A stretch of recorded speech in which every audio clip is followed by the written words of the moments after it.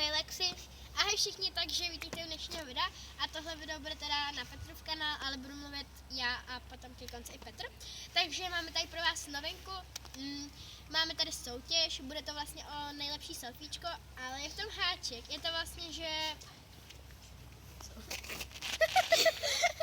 Je to vlastně, že se musíte převízt za nějaké pohádkové postavy, třeba za princeznu, za Mimoně a tak, prostě úplně jakékoliv postavy.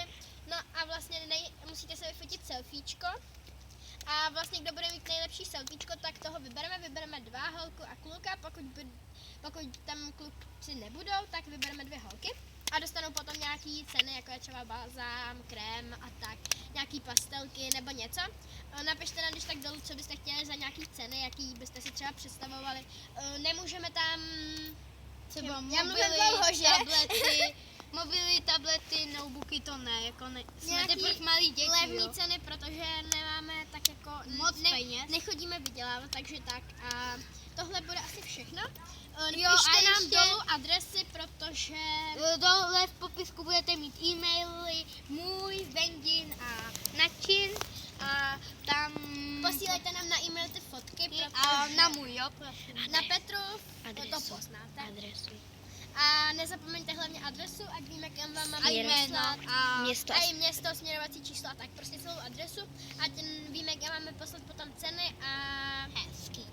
Pak ještě je tady jedna novinka, kterou jsem napsala já, a vy o tom ještě nevíte.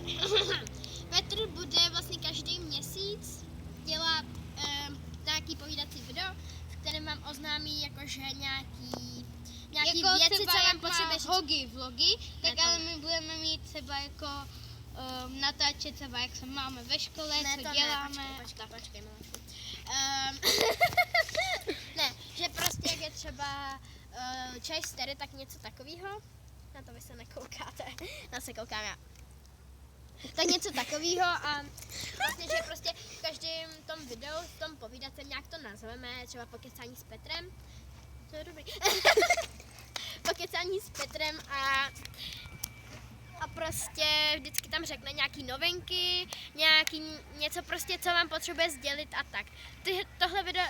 Tuhle sérii budu dělat taky, takže se na to těšte na mém kanále, dávám ho dolů do popisku, nebo Petr vám ho tam A dneska. jestli mi chcete posílat nějaký balíčky, tak tady je můj dům, vidíme v Hranicích a Adresu budete mít dolů, když tak. v popisku, no. Tam budete mít ty e-maily a adresu a prostě budeme natáčet takový, co jste už viděli, ale od nás.